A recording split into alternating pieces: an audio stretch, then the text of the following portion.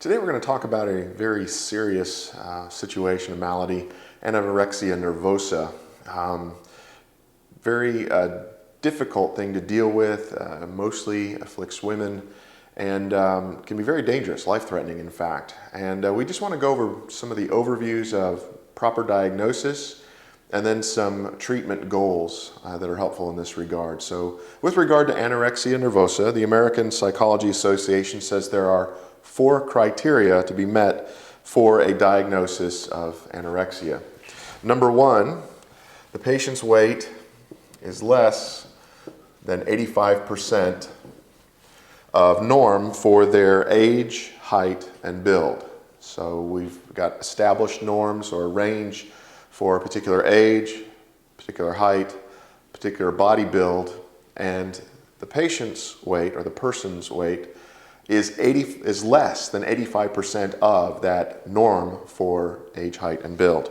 So if it's less than 85%, that's one marker. The second one is an obsession with weight. The patient obsesses over their weight, that they're becoming fat. They consider weight loss to be an achievement that is directly tied to their self-esteem. The more weight I lose, the better I feel about myself. So less than 85% of norm for age, height, and weight.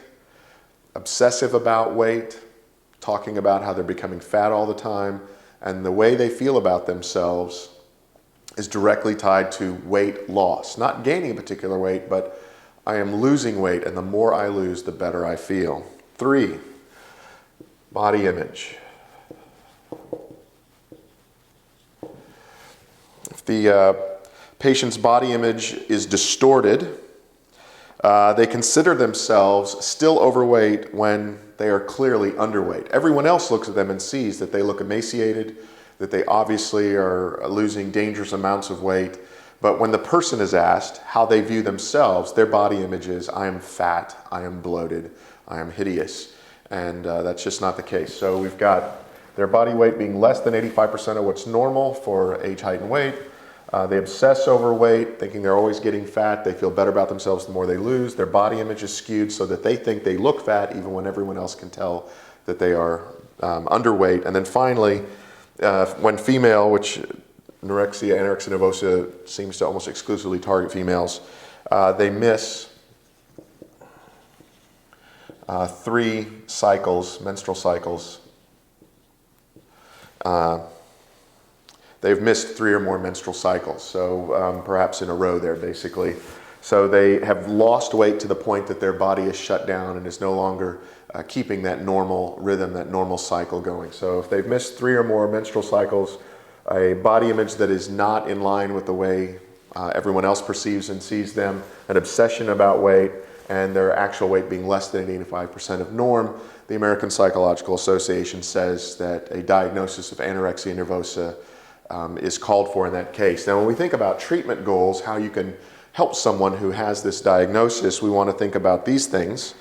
The first thing you want to do is work to restore normal weight.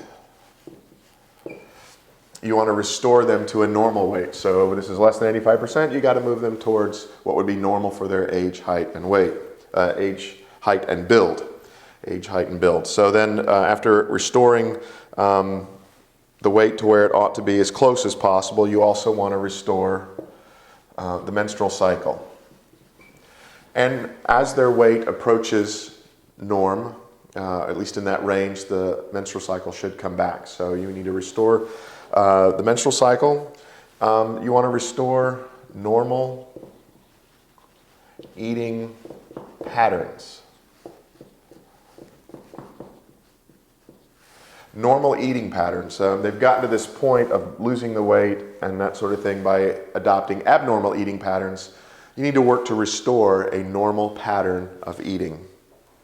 And then finally, you have to deal with the underlying psychology, the psychological factors that have led to the disorder. Why is it that you see yourself this way or feel like you're fat or have to feel good about yourself based on losing weight? What are the underlying psychological factors? Body image, ideas of beauty and things like this. So this tells us the proper diagnosis of anorexia nervosa. These are the goals that you're aiming at, of restoring the normal weight, normal eating patterns, the menstrual cycle, and then addressing the psychological reasons that led to the disorder. Things that help in this regard are assertiveness training, appropriate use of exercise,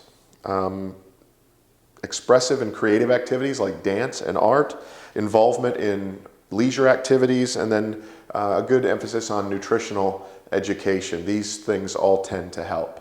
So anyway, that's just a quick overview of how to diagnose and some treatment goals related to anorexia nervosa. If you'd like to read or learn more, there's a link underneath this video. Click on that link. It'll take you to a website where you can get more information.